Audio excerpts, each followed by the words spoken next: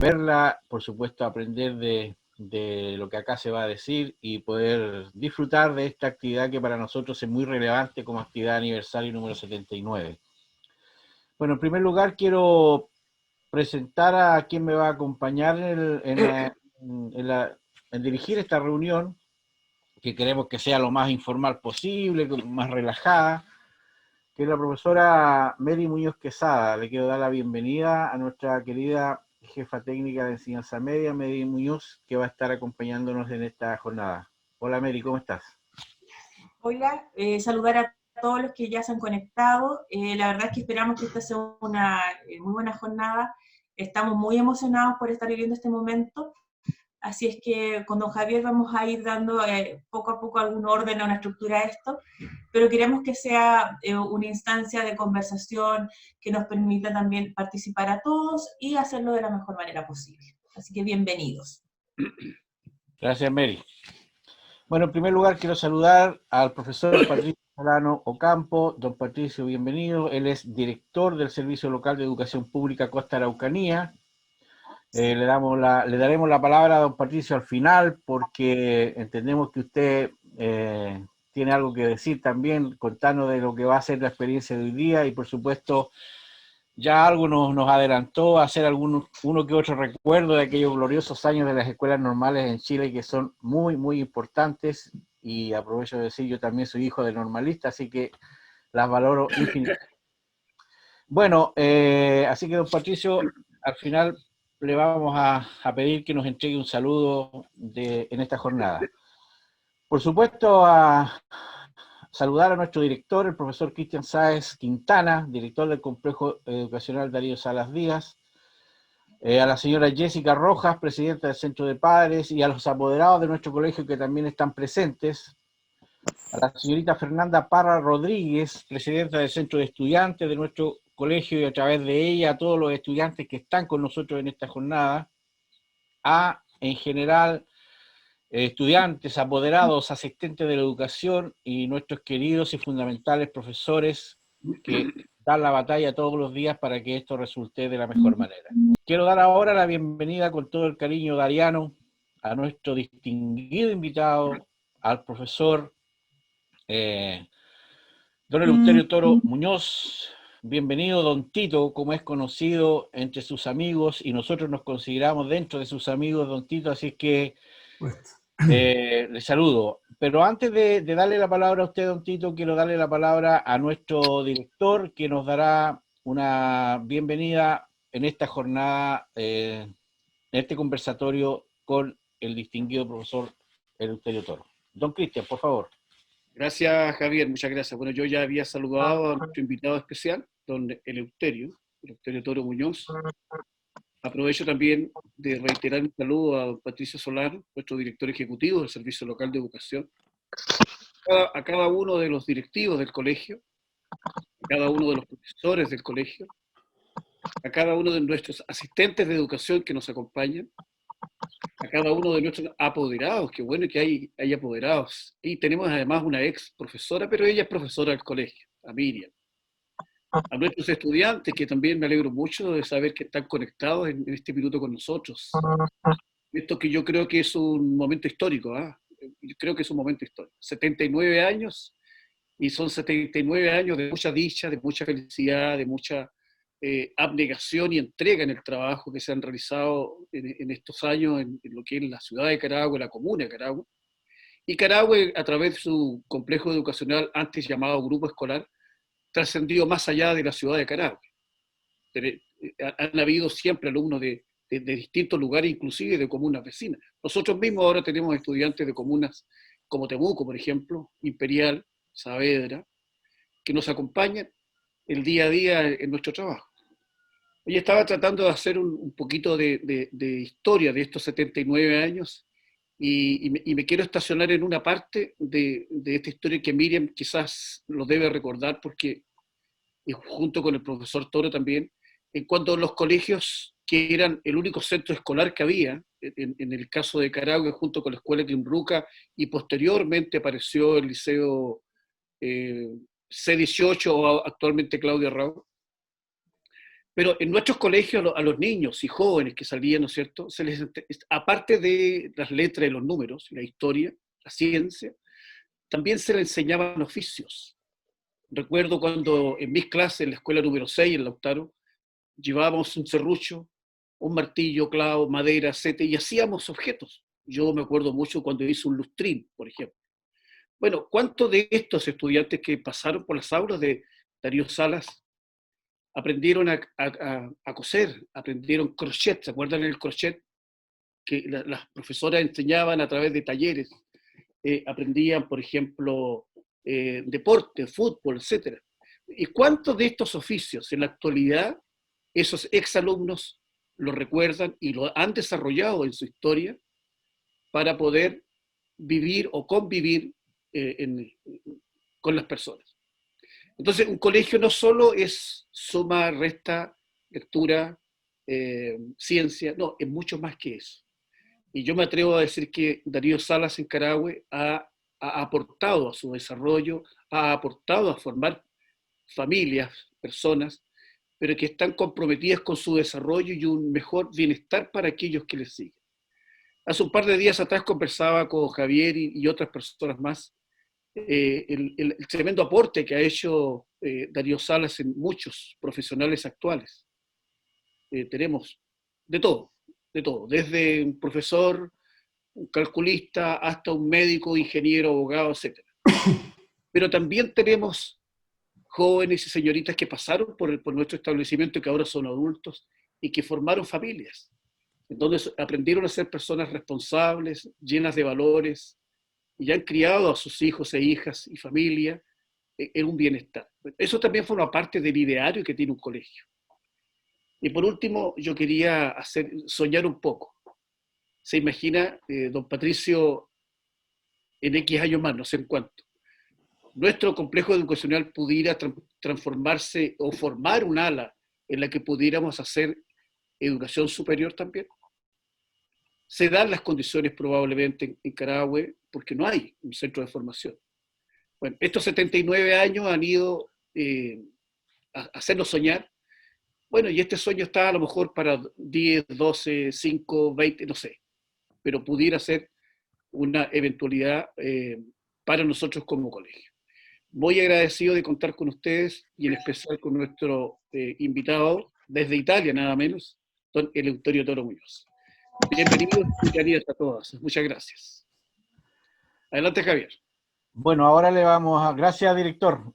Ahora le vamos a dar la palabra a nuestro invitado de hoy, más importante, por supuesto. Nos está hablando, no sé, a 14.000, 20.000 kilómetros, no tengo idea, en Trento. Entiendo que eso es el este de Italia, la parte sur de la bota, don Tito. No, es precisamente al norte de Italia. Perfecto. Por eso que decía que está cerca de los Alpes. Exactamente, ¿sí? La parte, digamos, inicial de los Alpes, muy cerca de Austria en realidad. Me imagino que tiene que ser un paisaje precioso esa zona. Un paisaje precioso, tan bonito como el chileno. Qué bueno, qué bueno. Tenemos montañas, volcanes, ríos, lagos.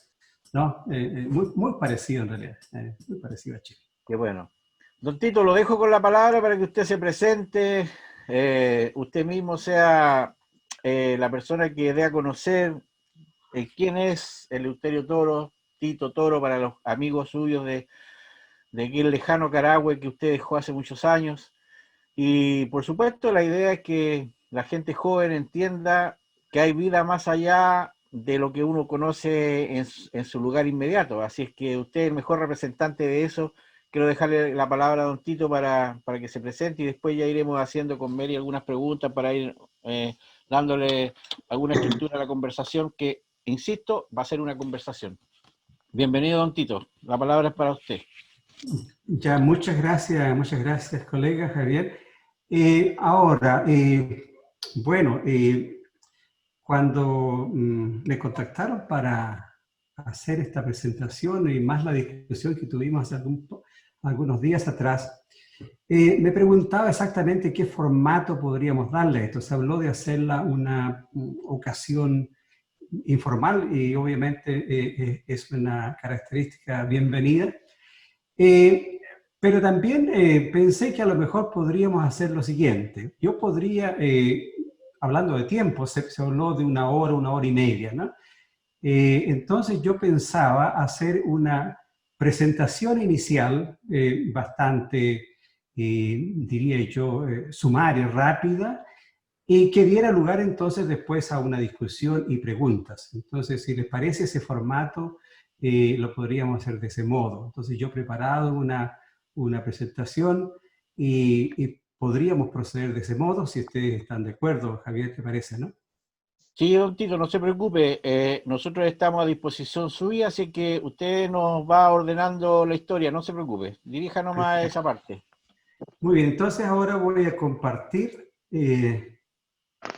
a ver, voy a compartir mi pantalla, espero que se vea allí.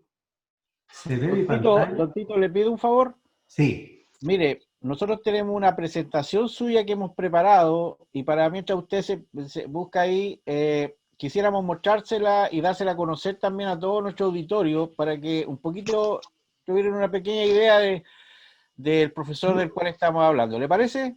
Sí, sí, sí, perfecto. Sí, sí, sí, muy bien. Ya nomás los mandos técnicos ahí, Andreita y Pablo, por favor, adelante. Ya, don Pablo.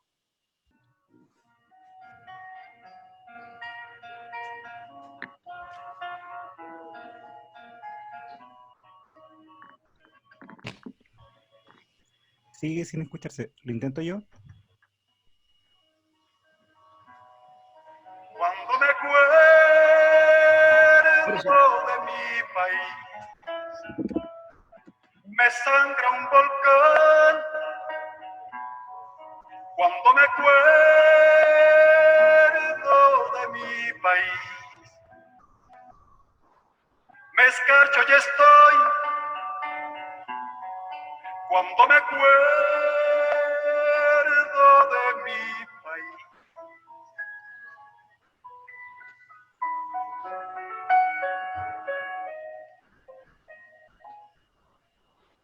cuando me acuerdo de mi país,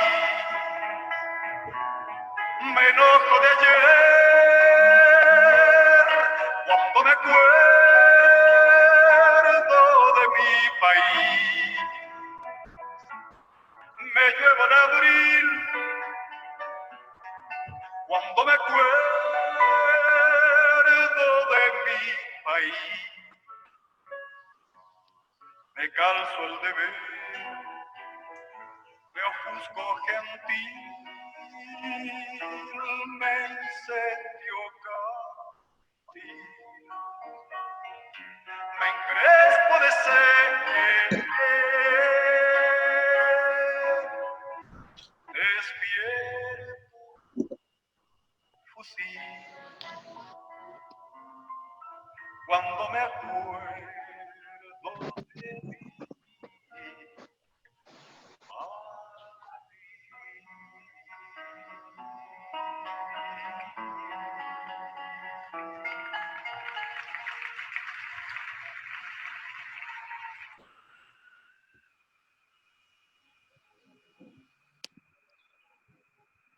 Gracias, Andrea, gracias, Pablo. Muy bonita la presentación. Excelente, excelente. Y quedamos con ese gustito a nostalgia un poquito, don Tito, ¿ah? La música, las fotos, tal vez el blanco y negro. Es cierto, es cierto. Usted con la palabra. Muy bien. Entonces voy a compartir. Perfecto, entonces le he dado un título quizás demasiado grande a esta presentación, pero se trata de una ocasión importante del aniversario del Darío Salas y por mi parte va una felicitación a todos los darianos, alumnos, docentes, administrativos, auxiliares, padres y apoderados. Ahora, en la conversación inicial que tuvimos surgieron ya algunas preguntas. ¿Cuál era el objetivo de esta reunión, de esta conversación? Y he puesto algunas de las preguntas aquí frente a ustedes Dice, queremos saber de su vida, sus inicios como estudiantes, quiénes lo acompañaron y motivaron en el proceso. Entonces vamos a ver eso a través de esta presentación, quizás una respuesta. ¿Cómo ha sobrellevado la nostalgia de haber hecho toda su carrera en el extranjero? También vamos a hablar de aquello. ¿Qué aspecto del mundo europeo debiéramos aprender los latinoamericanos? Elaboraré una respuesta quizás un poco más tarde. ¿Qué aspecto del mundo mapuche se llevó a Europa y aún lo tiene con ustedes? Aquí puedo dar una respuesta inmediata. La respuesta es inmediata. El mundo mapuche lo llevo en mi biología y también en mi mente, entonces lo tenemos siempre allí. Ahora bien, si ustedes quieren las respuestas, digamos, en forma bastante extendida, también las podrían encontrar en este libro reciente que es de carácter autobiográfico. Es un libro bastante grueso, 460 páginas, que tiene una forma digital y una forma impresa. Ahora, no tienen para qué comprarlo. Donaré varias copias al Darío Salas y a la Biblioteca Municipal de Carahue para que la gente tenga acceso a esta fuente de información en gran medida personal, pero también que envuelve a muchas personas e instituciones por los últimos 60 años. Así que es una fuente de información también importante, creo yo. Ahora, le hablo de mis raíces. Aquí tenemos un mapa de la región, que fue la región donde, en la cual yo me pasé muchos años de mi vida. Partimos de Capitán Pastene, que lo encontramos aquí donde nací yo, y pasé mis primeros años de vida en Capitán Pastene mismo. Aquí todavía recuerdo la iglesia donde a los 6 años ya iba a misa. Luego de Capitán Pastene, mis padres decidieron irse quizás a la zona más remota de la parte del sur de Chile, una zona que ni siquiera aparece en el mapa, que queda entre Tirúa y Carahue prácticamente, en esta zona de aquí, ¿no? El lugar más preciso se llamaba Tres Hijuelas. Luego nos cambiamos a una parte que se llama Mate y Sánchez, ¿no? Y entonces Mate y Sánchez, después de ahí de Mate y Sánchez nos fuimos a Carahue en el año 60 y tantos, y desde entonces mi familia vivió en Carahue hasta hace pocos años. Esos son los inicios de mi vida. Luego pasamos por allí por la dura realidad de las escuelas rurales, y ustedes como maestros apreciarán, digamos, el significado de esto, ¿no? Especialmente profesores normalistas, que la mayoría de los cuales iban a enseñar al campo, digamos, a realidades muy complejas, reconocerán en esta foto de la izquierda acá una realidad chilena de los años 50.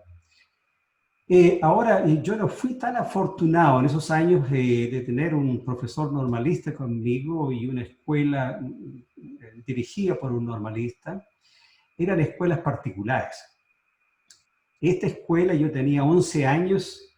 En realidad, la persona, ese soy yo, ¿no? En la presentación inicial focalizaron en un niño mucho más apuesto. Me sentí muy orgulloso. Ese soy yo. Tenía 11 años y éramos una sola clase con distintos niveles, primero, segundo, tercero, cuarto, quinto, no sé si habría sexto año, ¿no? Una profesora para 5 cursos de la clase con distintos niveles, distintos lugares de procedencia, pero una cosa teníamos en común, éramos todos campesinos.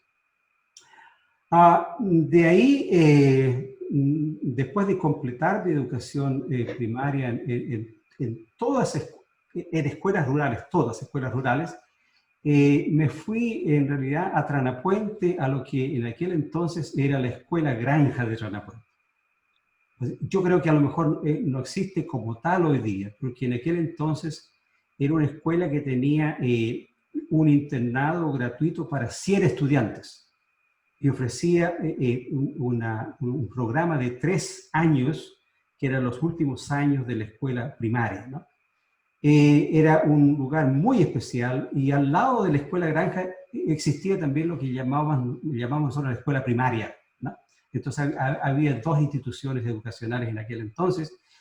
Y para mí la Escuela Granja de Tronapuente fue un salto, porque la calidad de los profesores y de la educación y del rigor de la enseñanza, de la vida en ese lugar fue única, ¿no?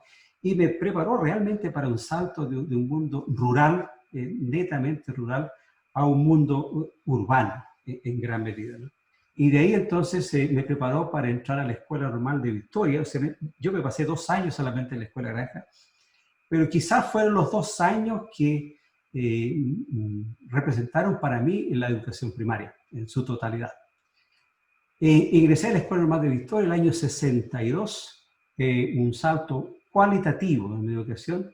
Recuerdo que las escuelas normales eran institutos de formación de profesores de educación primaria, ¿no? A lo largo de todo el país. Para mí fue una experiencia personal extraordinaria de 6 años de educación. Más tarde, en su última etapa, las escuelas normales tenían un programa de 9 años. El mío fue de 6 años. Mis inquietudes sociales y políticas aparecen ya en aquellos años de normalista. Me titulé el año 67, con mención en música y biología.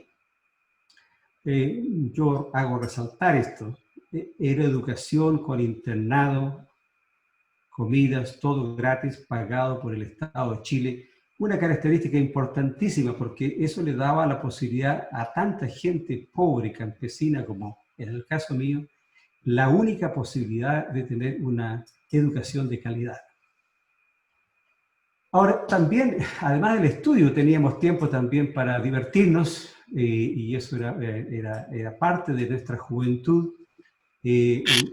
Mucho de mi tiempo en la escuela normal lo dediqué a mi orquesta, que fue bueno y malo. O sea, me divertí mucho, pero la verdad es que no le presté la atención debida a mi vida académica en la escuela normal. No fui un alumno distinguido en los últimos años de la escuela normal. Me dediqué mucho a la música, pero también me divertí mucho. Ahí estoy yo con compañeros de mi orquesta.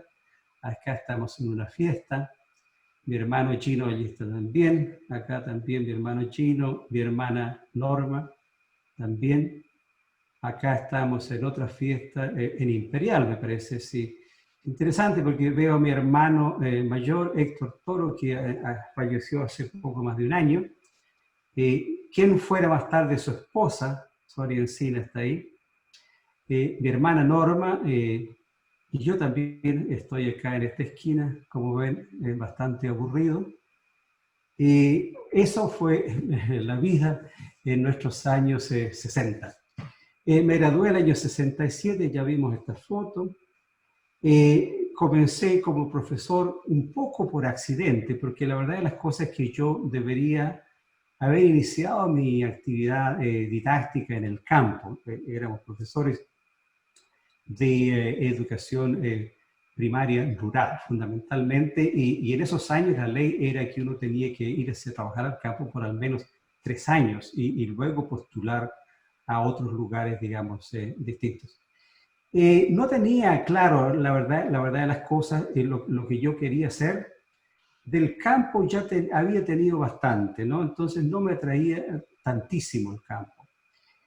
Por pura casualidad se dio un reemplazo en la escuela, en el Darío Salas, primero en la escuela de niñas número 8 y luego en la escuela de niños número 7. Entonces hice 2 reemplazos en ese año. Luego hubo una escuela vespertina. Esta es una foto que corresponde a la escuela vespertina para adultos del año 68 que querían completar su educación primaria, ¿no? Que interrumpida, padres normalmente. Incluso veo a mi madre que está aquí atrás.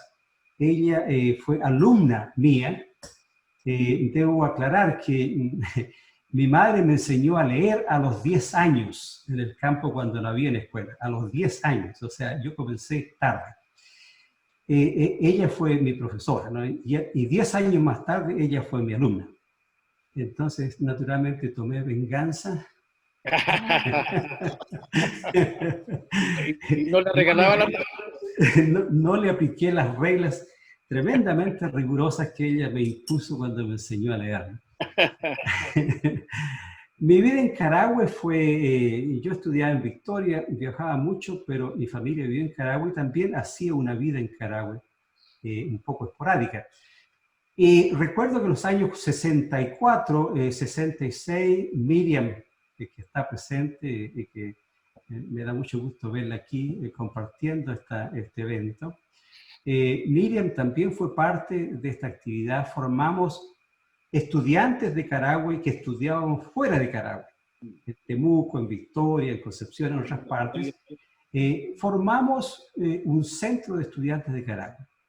Y la misión que nos pusimos fue hacer algo por la vida cultural, si es que podíamos aportar algo, la vida deportiva. Entonces, por ejemplo, creamos una cancha de básquetbol en la escuela número 7 con faros, digamos, iluminados, que entonces se podían utilizar durante el verano en las noches, ¿no? En las tardes. Y contábamos en aquellos años con los hermanos Jiménez, que algunos de ustedes a lo mejor conocen. Eran 4 hermanos extraordinarios para el básquetbol. 3 de ellos fueron miembros de la selección nacional de básquetbol. O sea, en Carahue teníamos la crema de los basquetbolistas del país en un momento dado, ¿no? Entonces era natural, digamos, estimular esta actividad. También quisimos fundar una biblioteca. No tuvimos éxito completo. Al final donamos lo que recolectamos como 3.000 volúmenes a la escuela número 7, que más tarde la verdad es que no sé en qué terminó ese proyecto. También hicimos ruido para la creación de un gimnasio en Carahue, pero eran palabras mayores, éramos jóvenes, digamos, inquietos, no teníamos mayor peso en la sociedad chilena, pero más tarde Carahue tuvo su gimnasio. No creo que haya sido resultado de nuestros esfuerzos, pero eran nuestras inquietudes. Fui profesor suplente del Darío Salas, ya lo mencioné, también miembro del coro polifónico de Carahue, e inicié, después de los reemplazos, se me ofreció enseñar algunas horas de matemática en el liceo. Ahora, este fue un desafío enorme, porque la verdad es que lo pensé por un tiempo, quizás un par de semanas, porque matemáticas para mí no era mi cosa en aquellos años. O sea, me fue muy bien en la escuela granja, en matemáticas, muy bien en el primer año en la escuela normal, pero luego descubrí la música y me dediqué a eso. Entonces, matemáticas realmente no me sentía en condiciones de enseñar. Pero era un periodo de la reforma educacional, en que todo cambió. Entonces, las matemáticas eran nuevas. Entonces, incluso los profesores establecidos en matemáticas tenían que ponerse a estudiar también. Entonces, en ese contexto, un poco caótico, yo me lancé a la aventura de enseñar matemáticas. Pero a poco andar, pensé que era mejor hacer un buen trabajo y empecé a estudiar pedagogía en matemáticas en la Universidad Católica de Temuco. Ingreso el año 69 como estudiante full time, mientras era profesor part time en Carahue. Viajes diarios Temuco, Carahue, Carahue, Temuco. Eso fue un periodo increíble en mi vida, porque estudiante full time, profesor part time, viajando de Carahue a Temuco en esos años, les aseguro que no es lo que es hoy día. O sea, caminos ripiados de 60 kilómetros, buses viejos, abarrotados de personas, ¿no? Era imposible encontrar un asiento, ser un lujo.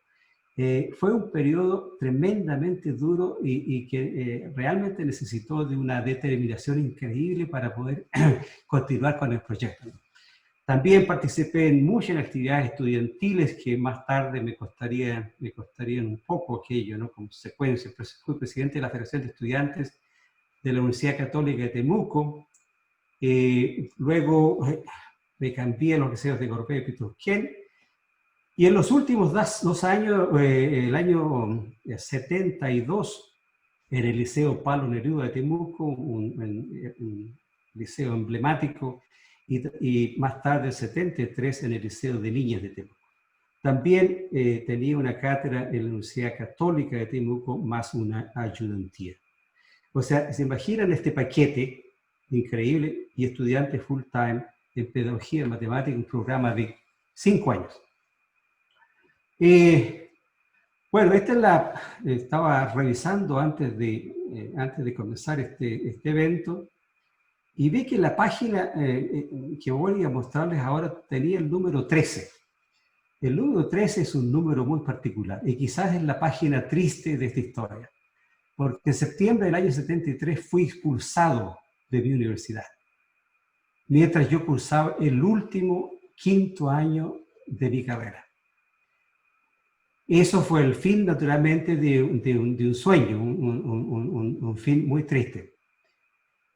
Aquí se encuentra la carta de expulsión, les muestro la evidencia de esto, no es un invento, y firmada por el rector, el señor Víctor Raviola Molina, acá presente en esta foto. Lo interesante fue que la carta de expulsión fue crucial como documento para obtener refugio como exiliado en Inglaterra y poder recomenzar. Viví 2 años en clandestinidad en Santiago, y el año 75, la otra parte triste de esta historia, tuve que escapar de Chile en forma clandestina, como un delincuente, es la verdad de las cosas, ¿no? Pero Inglaterra me recibe como exiliado político y la hago mi segunda patria.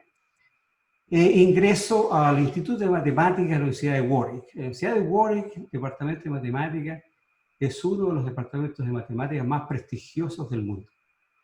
Lo que fue bueno y malo. Bueno por, naturalmente, el desafío y el honor de estar en ese instituto, pero malo porque, a pesar de haber estudiado pedagogía en matemáticas, bueno, pedagogía significa 60% de matemática, el resto eran ramos, digamos, de pedagógicos, etc. Fue también un trabajo muy duro ponerse al nivel de esta universidad.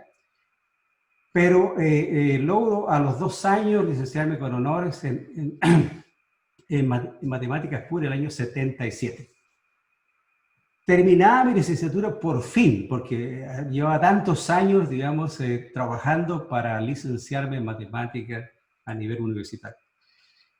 Proseguí con estudios de posgrado, saqué el máster entre el año 77 y 78 en la Universidad de Dundee, y luego el doctorado en el 82 en matemáticas. Bueno, después de tantos años estudiando, se trata de trabajar, ¿no? Y entonces recomencé a trabajar primero en la Universidad de Leeds, en Inglaterra.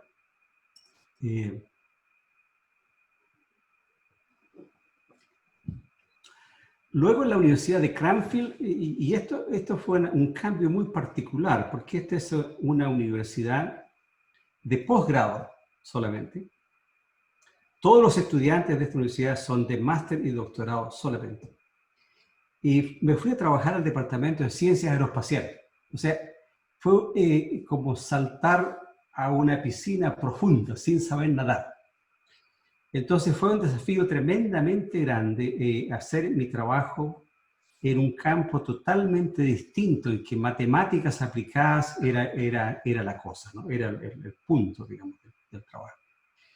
De ahí me pasé 11 años allí y me fui a la Universidad Metropolitana de Manchester porque me ofrecieron la promoción final, digamos, de una carrera académica que es el puesto de catedrático.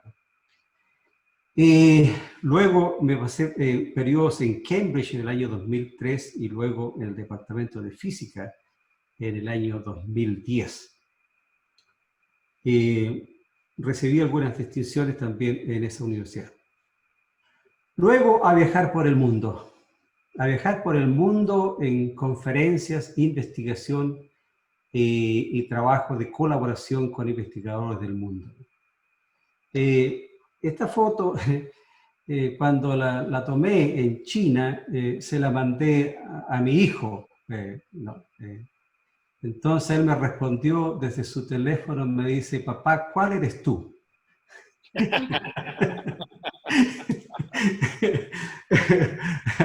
Bueno, ese hombre... Vive sentado. Claro, el hombre el rojo aquí claramente sabía cuál era el papá de mi hijo, o sea, estaba mirando extraño. Ahora bien, viajes, estadías, invitaciones en la mayor parte de los países de Europa. En Japón fue una experiencia extraordinaria, universidades, industria. En la JAXA es la NASA japonesa. En el simulador de la Tierra, que es un laboratorio de simulación del planeta increíble, en aquellos años tenían el computador más grande, más potente de la Tierra, en aquellos años. No sé cuál es la situación ahora. En China he estado invitado 13 veces en universidades, laboratorios de investigación, en Rusia, Moscú, San Petersburgo, Siberia y otros lugares de Rusia. Australia, Estados Unidos, en varias universidades y también en la NASA. Y para este año, en mayo, tenía una invitación al laboratorio Los Álamos en Estados Unidos. No sé si ustedes saben lo que es el laboratorio Los Álamos. Tiene una historia un tanto triste, fue donde se inventó la bomba atómica, ¿no? Hoy día sigue siendo un centro de investigación muy importante en ciencia y tecnología en Estados Unidos. Tenía una invitación por 2 semanas para dictar algunas conferencias, pero con el virus COVID todo se suspendió, ¿no? Será ya el próximo año o quizás más tarde. Ahora, mi investigación, les voy a hablar también un poco de investigación, porque ha sido una parte fundamental de mi vida de docente universitario, pero no quiero ser técnico aquí, quiero darles una idea. Sé que van a ver estudiantes que van a ver este video. Darles una idea fundamentalmente de mi trabajo en este sentido, ¿no? Bueno, hay tópicos, digamos, que han sido fundamentales en mi vida como investigador. El desarrollo de algoritmos nuevos para ecuaciones diferenciales, modelos y algoritmos en ciencias aeroespaciales, en ciencias medioambientales, en procesos industriales, y por los últimos 10 años en medicina, y de eso les voy a hablar un poquitín en un momento. Una cosa que es interesante que quiero señalar, los primeros trabajos aquí, todo esto ha dado lugar a 320 publicaciones en revistas científicas internacionales.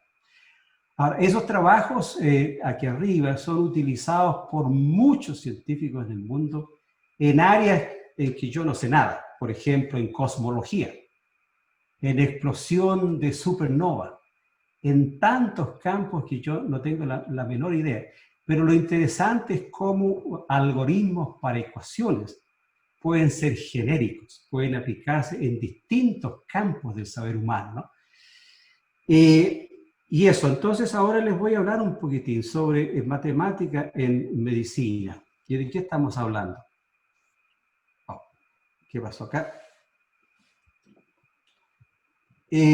Ahora bien, al lado derecho de acá, al lado derecho, estoy apuntando al cerebro de un hombre normal.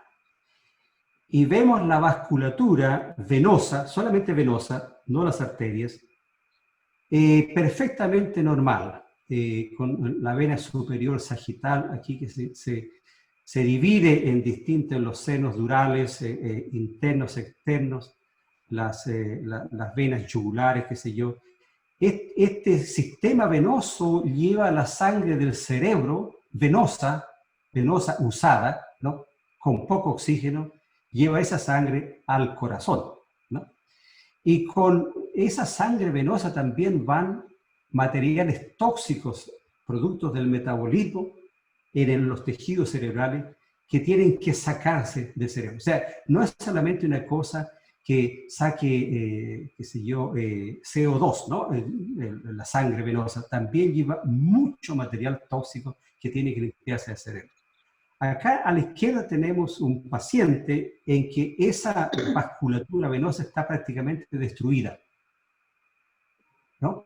O sea, no hay que ser médico para ver cuán irregular es la vasculatura a la izquierda. Entonces, el problema es el problema de oclusiones y anomalías venosas intra y extracránicas. Pero aquí les voy a mostrar evidencia del caso extracránico, es decir, de venas que llevan la sangre del cerebro hacia el corazón y que son fundamentalmente las venas yugulares internas. Y ustedes ven aquí un cúmulo de evidencia con resonancia magnética de las anomalías venosas. Aquí hay prácticamente estas. Cuando no ven el vaso significa que está bloqueado. No hay pasaje de sangre, ¿no? O sea, la sangre venosa no está llegando al cerebro, al menos por esos vasos. Ahora, ¿qué hemos hecho en los últimos 10 años? Con mis estudiantes, y en particular menciono aquí a Lucas Müller, que hizo el doctorado conmigo en el año 2014. Después de 4 o 5 años de trabajo produjimos un modelo matemático único en sus años 2014, publicado en el año 2014. Es un modelo matemático de toda la circulación humana, del cuerpo completo, que incluye el sistema arterial, y debo decir que mucho de los trabajos de modelación matemática hasta estos años ha sido fundamentalmente en el sistema arterial, solo, ¿no? Nosotros le agregamos el sistema venoso por muchas razones, y en el medio está la microvasculatura, o sea, el sistema arterioso, el sistema venoso están conectados a través de los capilares, que son millones de pequeños vasos en que hay un cambio, digamos, de materiales desde la sangre arteriosa a la sangre venosa. Ahora, para que se pueda simular un sistema que tenga significado biológico, es necesario poner estos dos sistemas juntos, porque trabajan juntos, ¿no? Entonces, hicimos eso. Además, le prestamos mucha atención, además de la vasculatura en la cabeza, porque nos interesaba especialmente el cerebro.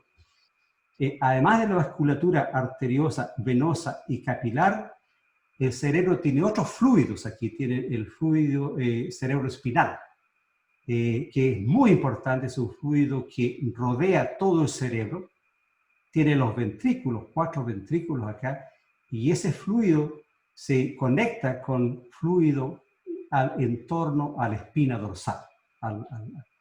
Entonces, este es el sistema que creamos, puramente teórico, y la idea es poder simular la fluidodinámica de ese sistema biológico muy complejo. Entonces, esto significa crear o desarrollar, derivar ecuaciones diferenciales para un vaso, para comenzar, y luego aplicar todo esto a los cientos o miles de vasos que tiene el modelo matemático. Estas son las ecuaciones, y no voy a detenerme en los detalles, digamos, técnicos sobre estas ecuaciones. Estas ecuaciones tienen que resolverse en un computador potente, y para eso se necesitan algoritmos matemáticos avanzados, que es nuestra especialidad. En realidad, aquí no estamos hablando de cosas nuevas para nosotros. Y las incógnitas aquí son el área a través de un corte transversal del vaso sanguíneo, que es la cantidad A, el flujo que lo llamamos Q, y la presión. O sea, estamos en la posición de calcular teóricamente todas estas variables en el espacio y el tiempo, ¿no? Ahora, esta es una ilustración de solo un distrito del cuerpo humano, que es la cabeza, y muestra aquí la interacción dinámica de la sangre arterial, que es la parte roja, la sangre venosa, que es esta parte aquí, y el fluido cerebroespinal, ¿no? O cefalorraquídeo, el líquido cefalorraquídeo en castellano es más correcto, ¿no? y también el parénquima cerebral, es decir, el tejido de todo el cerebro que también responde a esta dinámica, a los cambios de presiones y de flujo, ¿no? Entonces, el punto aquí es poner todo junto en interacción, para poder realmente darle significado a las simulaciones de esta cosa. Todo esto se da en forma cíclica dentro del ciclo cardíaco, que es alrededor de un segundo. O sea, dentro de un segundo todo esto está ocurriendo. Entra la sangre arterial y sube, como ven aquí ustedes, sube la presión. Y cuando entra la sangre arterial en esta caja que es cerrada y rígida, tienen que salir otros fluidos. Tiene que salir el sistema venoso, la sangre venosa, y también el líquido cefalorraquídeo que se va a la espina dorsal y vuelve. Entonces, todo un ciclo.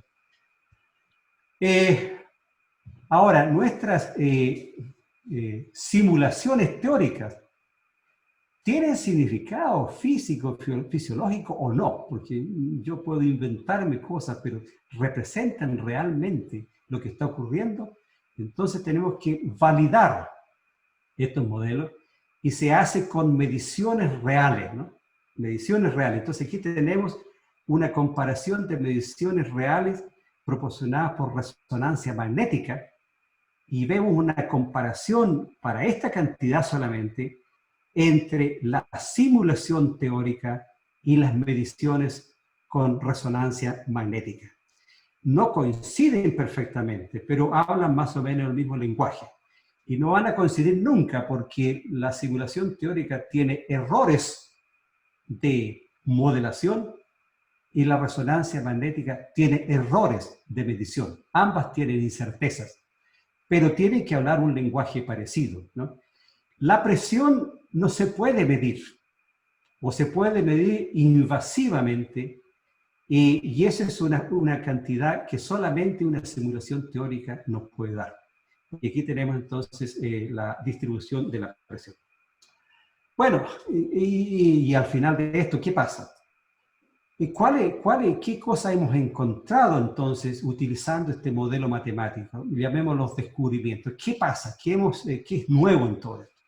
Entonces estamos en condiciones de formular esto casi como un teorema fisiológico. Decimos aquí, si existen oclusiones venosas, no arteriosas, venosas intracránicas o extracránicas, entonces tendremos hipertensión venosa cerebral, absorción alterada del líquido cefalorraquídeo, presión y volumen del líquido cefalorraquídeo aumentados, hipertensión intracránica, retorno anómalo del flujo venoso del cerebro al corazón. Las implicaciones médicas aquí son múltiples y habría mucho tiempo para hablar de esto, pero no lo voy a hacer. Entonces, ese es para darles una pequeña idea de lo que significa. Ahora, solo en este campo médico, mis colaboradores son muchísimos. Estas cosas se hacen con colaboradores. Estos, todos de acá de la derecha, son colaboradores médicos de distintos países, Italia, Estados Unidos, Austria, etc. Esta gente de acá son todos académicos, la mayor parte matemáticos, y desde aquí hacia arriba todos estudiantes míos, algunos de doctorado y otros estudiantes de máster, y estos de acá son colegas de diferentes países académicos, ¿no? Esto yo lo pongo aquí no solo porque debo agradecer públicamente la colaboración de esta gente, sino también para darles una idea de que el trabajo de investigación es un trabajo de equipos grandes, de gente en distintos países con distintas especialidades, ¿no? De médicos, ingenieros, matemáticos, etc. Actualmente, aun cuando me jubilé hace 4 años, yo soy un hombre, un jubilado, pero sigo trabajando casi más que antes. Aquí le estoy copiando a mi amiga Miriam, que nos escucha. Y actualmente estoy trabajando en varias cosas y en el campo médico todavía estamos trabajando en un proyecto nuevo sobre el COVID-19 con 3 colegas más. Acabamos de comenzar esta cosa hace un par de semanas. Quizás en la parte final, les señalo algunos reconocimientos y premios. Es un poco incómodo hablar de uno de este tipo de cosas, pero me han pedido que hable de mí y lo estoy haciendo. Entonces, además, no debo esconder que siento mucho orgullo de haber recibido estos premios. Y el primero, quizás el más grande de algún modo, es el título honorífico, digamos, concedido por la reina Isabel en el año 2000. Entonces aquí vemos algunas imágenes de la ceremonia. La medalla es una medalla y un título, y una pequeña conversación y despedida, ¿no? Luego, mi ciudad, Carahue, y aquí tengo dificultades en decir cuál es el premio más significativo, porque Carahue, a 35 años de haber partido de Chile, da un reconocimiento especial como hijo ilustre de Carahue. Eso significó que mi madre organizó una fiesta familiar en la misma ocasión, y aquí ven, aparte de solamente de mi familia, había mucha gente, y mi madre está allí al fondo. Más tarde, la Universidad de Santiago me confirió la distinción de doctor honoris causa, y di una clase magistral sobre la matemática en la escuela, la matemática en la vida y más allá, de sentido de investigación. No les voy a hablar de eso. Se encuentra en el capítulo 13 de mi libro, desarrollado de forma bastante amplia. Luego, la Universidad de la Frontera me confirió también el título de doctor honoris causa. El año 2012, mi clase magistral fue sobre educación chilena, lo que se cobre o con el cobre, en alusión al drama, en mi opinión, de la educación chilena en los últimos 50 años, la privatización. Recuerdo que cuando regresé a Chile a los 15 años de haber dejado a Chile, fui a saludar a mi viejo maestro de la escuela Granja de Tranapuente, don Juan Sepúlveda, que vivía en Temuco en aquellos años. Y él me dice: decidí jubilarme el día que vi un aviso comercial que decía: se vende escuela con 50 niños. Y me jubilé. Ahora, ese es un tema grande, no lo voy a desarrollar. Hay un artículo reciente en la revista Los Pinos que aparecerá a fin de este año, que me pidieron que escribiera sobre este tema. Termino con lo que ustedes ya han visto, mi familia, hijos y nietos. La vida no se hace solo. La vida, trabajo, empresa, significa otra gente, significa instituciones, amigos. Nada se hace solo. Aquí lo que uno haga siempre va a depender de la ayuda de otros, ¿no? Y obviamente mi familia jugaba un rol importante. Aquí están mis primeros hijos, ambos nacidos en Chile, Carla y Marcelo. Carla hoy día es profesora titular en la Universidad de Warwick, justamente la universidad donde terminé mi licenciatura en neurociencias. Marcelo es un matemático, trabaja en Londres. Mi hija Emma, nacida en Inglaterra, ella está terminando el doctorado en psicología. Y mis hijas más jóvenes, aquí está mi esposa, Villita, mis hijas más jóvenes son la Violeta acá a la derecha y la Eva a la izquierda. Ella estudió arquitectura y ella estudió psicología y leyes.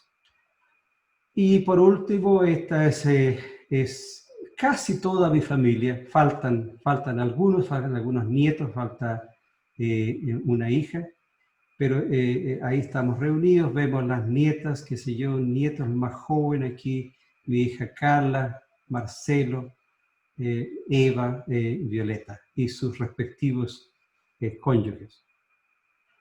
Bueno, estoy terminando. Volvamos a las preguntas del Darío Salas. ¿Qué queremos saber de su vida, sus inicios? Creo que de algún modo he contestado esa pregunta.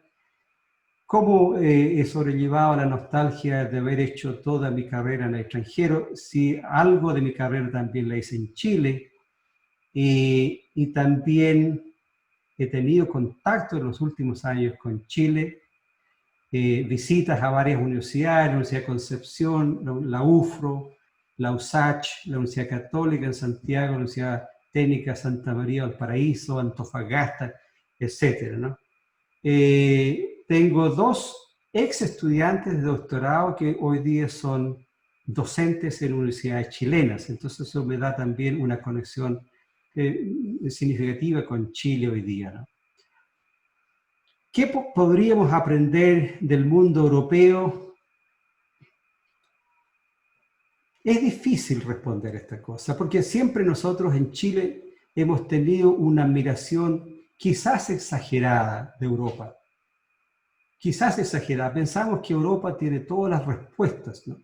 Y nuestros referentes son los europeos. Yo creo que exageramos un poco. Eso es lo que podría decir al respecto. Segundo, que una cosa que sí yo veo bastante interesante en Europa es que Europa es más capaz que otras regiones del mundo de hacer convivir gente de diferentes etnias y orígenes y culturas. No es perfecta, no es perfecta Europa en ese sentido. Pero sí, yo creo que Europa en ese sentido nos da a Chile, yo creo, y a otros continentes una pequeña lección, pero no es perfecto. Especialmente estas cosas dependen mucho de los periodos históricos que se vivan. Hoy día con la crisis, digamos, del COVID, resurgen, digamos, tendencias, digamos, racistas, tendencias exclusionistas, etcétera, ¿no? Que son obviamente muy desagradables. Sin embargo, yo debo decirle una cosa. Yo me siento muy a gusto en Europa, muy a gusto. Soy extranjero, me siento extranjero y soy extranjero y debo asumirlo. Sin embargo, me siento muy a gusto en Europa, en Italia en particular, también en Inglaterra. La última respuesta ya la di y es bastante obvia y les agradezco mucho por su atención. Gracias. Gracias a usted. Gracias, profesor Toro. Bueno, impresionante su resumen, porque en realidad podríamos estar muchas horas escuchando lo que usted ha aportado, más que nada a la ciencia mundial. Impresionante realmente y muy, muy agradable escucharlo. Mary, tú querías hacer una pregunta. Sí. Bueno, dentro de las preguntas que teníamos preparadas, creo que hay una que a lo mejor si uno condensa todo lo que ha dicho, podría considerar que la contestó, pero me gustaría que pudiese a lo mejor ser un poquito más específico, porque creemos que, bueno, ya lo habíamos conversado en una reunión anterior, es muy admirable todo lo que ha alcanzado, muy admirable todo lo que usted ha logrado desde un contexto tan desfavorecido socialmente, Sí. y que de una u otra manera usted nos abre puertas o nos permite soñar y creer que podemos alcanzar también muchas otras cosas de las que a lo mejor ya hemos alcanzado, sobre todo nuestros estudiantes que están acá escuchando. Entonces me gustaría saber cuál fue el impulso o la fuerza para seguir luchando y que usted logró cumplir este gran sueño. O a lo mejor nunca lo soñó de esta manera, pero con todas las dificultades que tuvo que enfrentar, ¿de dónde logró sacar esta resiliencia tan admirable y cómo alcanzó este sueño y logró concretar todo lo que ha hecho? Sí, gracias por la pregunta. Mire, me hace reflexionar usted. O sea, significa que debo yo mismo pensar, ¿no? Tratar de examinar y volver al pasado. No sé, yo creo que una razón importante, yo creo que fue que yo cuando estuve durante la escuela primaria, ¿no? Incluida la escuela granja y el inicio de la escuela normal, debo decir con un grado de modestia que fui un alumno aventajado. Entonces siempre tuve el estímulo de mis profesores, ¿no? Entonces eso me hacía ponerme orgulloso de mí mismo, digamos, y valorar lo que yo podía hacer. Entonces yo creo que eso es importante, digamos, el estímulo de los profesores, y no necesariamente si alguien es más capaz o no. Entonces eso fue, yo creo que fue un grado de confianza en que yo podía hacer algunas cosas. Lo segundo fue la vida campesina tremendamente rigurosa y de tanto sacrificio y pobreza, ¿no? Entonces la educación me ofrecía, y eso yo lo intuía, me ofrecía la posibilidad de salir de la pobreza. Eso además con la actitud tremendamente rígida de mi madre.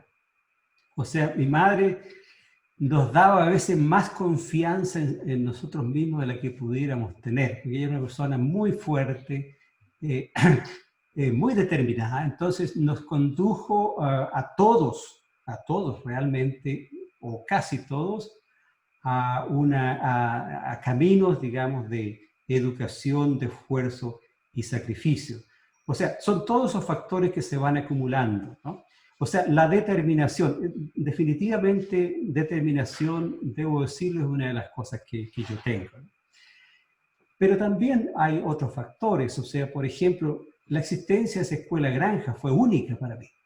O sea, poder ir ahí sin costo alguno para mis padres, ir a estudiar por 2 años con internado, comidas, en condiciones, digamos, que yo nunca había visto, digamos, dormitorios limpios, duchas, ¿no? Duchas, yo no las conocía, ¿no? Entonces, eso fue fundamental. Y luego la existencia de la escuela normal, de nuevo, con 6 años gratuito para estudiar, para vivir, para comer, para alojar, ¿no? Entonces, son también factores, es un conjunto de factores, ¿no? Obviamente, después de haber sido expulsado de la Universidad Católica, aún más determinación tuve, digamos, para seguir adelante. Pero de nuevo, depende de cuáles sean las condiciones. Hay otros factores que llegan a ayudarte también. En este caso, Inglaterra, digamos, obviamente me ayudó para poder proseguir adelante. O sea, en resumidas cuentas, un grado de confianza en sí mismo, estímulo por parte de tus profesores, de tus padres, ¿no? La necesidad de salir de la pobreza, de la miseria campesina, y las oportunidades que te brinda el sistema, al final de cuentas, que están allí, que no dependen de ti, pero que están allí. Muchas gracias por su respuesta. Don Javier, usted tenía una última pregunta dentro de esta ronda donde intervenimos nosotros, y luego daremos paso a algunas preguntas de quienes nos acompañan para que ya vayan pensando y puedan inscribirse por el chat de forma interna para darle la palabra, por favor. Gracias, Mary. En honor al tiempo y para respetar los tiempos que nos ha pedido don Tito, vamos a hacerle una última pregunta a nosotros y después, como dice la profesora Mary, vamos a seleccionar unas 2 o 3 preguntas de las personas que están viéndonos en este momento, y con eso ya estaríamos haciendo la parte de preguntas, y después para darle la palabra finales a don Tito, por supuesto, y también el saludo que nos quiere hacer nuestro director ejecutivo, don Patricio Solano. Don Tito, la última pregunta que está por nuestra parte, por lo menos, sería la siguiente. ¿Cuál es el mensaje que usted quiere entregar a nuestra comunidad escolar y en particular a nuestros estudiantes de la frontera de ayer y del Gualmapu actual? Yo viví una etapa de Chile particular, pero quizás mi respuesta todavía es válida. Yo creo que la educación tiene un valor fundamental, Y todos, cada estudiante, cada alumno tiene en sí mismo un cúmulo de capacidades, a veces no descubiertas. O sea, cada uno de nosotros somos capaces de hacer tantas cosas, en realidad. No es aconsejable meterse en la cabeza que yo soy bueno para esto y soy malo para lo otro. Eso en general no es cierto. Podemos hacer tantas cosas. Todos podemos correr. Obviamente algunos corren más rápido que otros, pero todos lo podemos hacer. Esa es una cosa.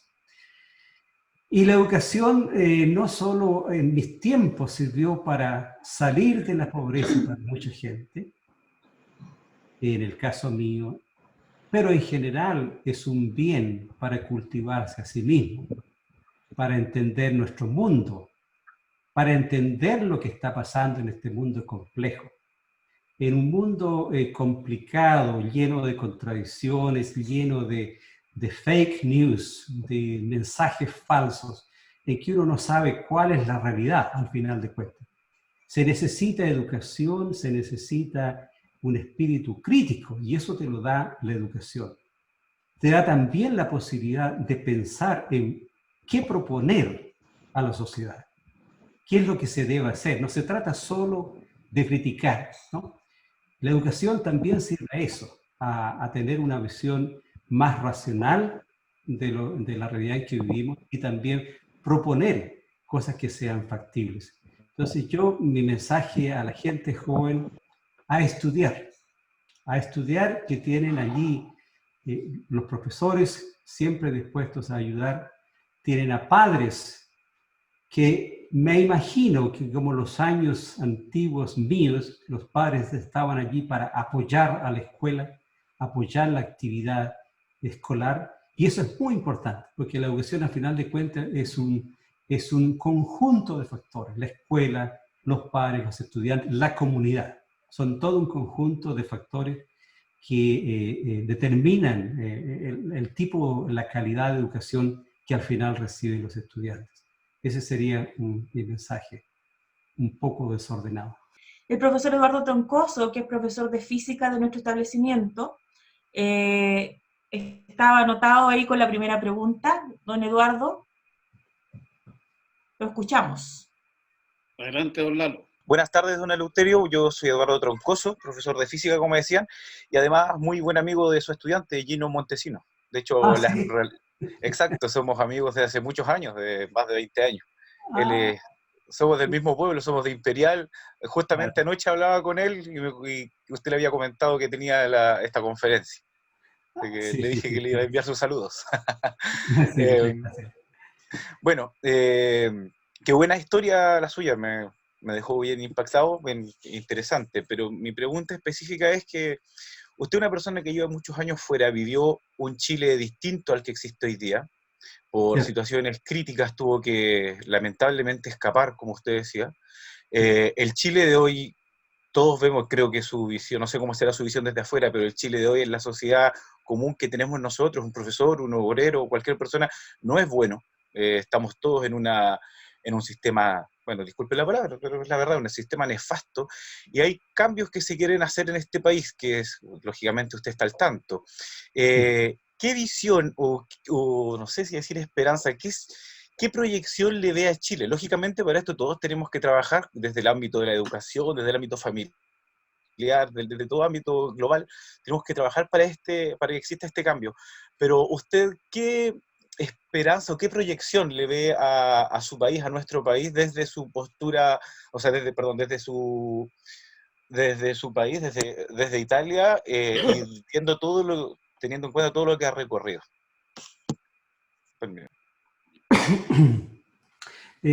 Gracias, profesor Troncoso. Muchas gracias. Sí, efectivamente, Gino Montesinos fue estudiante de doctorado mío acá en Trento, se volvió a Chile, se volvió a la Universidad de Chile en Santiago, en realidad para comenzar, y ahora está en Aysén, haciendo su trabajo como profesor de matemáticas en la universidad. Ahora, es una pregunta compleja y no tengo respuestas. O sea, yo sigo lo que está pasando en Chile más o menos en forma cotidiana. Pero obviamente no estoy en Chile, no estoy viviendo lo que ustedes viven. Es cierto que a veces de afuera las cosas también se pueden ver bien, y quizás con una perspectiva también distinta, ¿no? Lo que es claro es que Chile hoy día atraviesa por un torbellino, yo lo definiría un torbellino social, político. Dejemos a un lado un poco la situación COVID, que también entra de algún modo, pero muy especial. Es una coyuntura social, política muy especial. Imaginarse que el 80% prácticamente de los chilenos decida que hay que cambiar la Constitución. Eso no me sorprende tanto. Lo interesante es que esto se haya expresado. Lo que me sorprendió de la decisión de los chilenos en las últimas semanas fue decir, nosotros queremos que esto sea conducido no por los partidos políticos y las instituciones tradicionales, sino más bien de otra forma, con líderes sociales, locales, etc. Independientes, otra gente, otros líderes, ¿no? Así lo entiendo yo, es probable que mi información no sea correcta. Ahora, eso sí que es inusual. Es inusual en todo el mundo. Incluso acá los comentaristas en televisión en Europa resaltan este hecho, ¿no? Que es una decisión de la población chilena bastante radical, ¿no? A mí me parece muy interesante y yo me sumaría al 80% de la gente. Soy un oportunista, me voy donde se gana, donde se gana. Ahora, pero la gran pregunta es, ¿qué hacemos ahora? ¿Qué se hace ahora? Ahora, se necesitan ideas, se necesitan líderes. Los líderes siempre juegan un rol. A veces un rol bueno, otras veces un rol mal, pero se necesitan líderes. ¿De dónde están? Tienen la formación, tienen la visión, tienen la experiencia. Todo ese tipo de factores es todo una incógnita hoy día en Chile. Yo no sé dónde estamos. Gremios quizás, ¿dónde están los profesores, ¿no? Como organizaciones, ¿no? ¿Dónde están los estudiantes como organizaciones? Porque eso es lo que se necesita. ¿Dónde están los líderes locales, digamos, de centros culturales, centros de estudiantes? No tengo una respuesta y yo no sé si alguien en Chile la tiene. Lo que sí está ocurriendo, obviamente, es de que los políticos tradicionales se ven amenazados, justamente. Y la gente de las 3 comunas de Santiago que componen el 20% también están inquietos, ¿no? Y son gente que tiene mucha influencia y mucho poder en el país. Y no me sorprendería que se las arreglaran siempre para, en la práctica, revertir la voluntad del 80% de algún modo u otro. Lo que yo me podría esperar es de que esto tenga un desarrollo positivo, pacífico, positivo, que realmente cambie las cosas en Chile a todo nivel educacional para empezar, la estructura de nuestro sistema educacional, la distribución de la riqueza. Leí hace algunos días en un estudio reciente en Chile, el 50% de los chilenos perciben menos de 450.000 pesos al mes. El 50% percibe eso. Y eso es un promedio. Es decir, hay gente que ganará 600, pero otros ganarán 300 o 200, o incluso podemos tener casos aún más extremos, ¿no? Entonces, esa realidad chilena, junto a la decisión última de los chilenos, son factores importantísimos y la verdad es que yo no sé, colega, qué sugerir al respecto. no tengo una respuesta. Estoy en este momento observando y pasando, pero es un desafío enorme para Chile.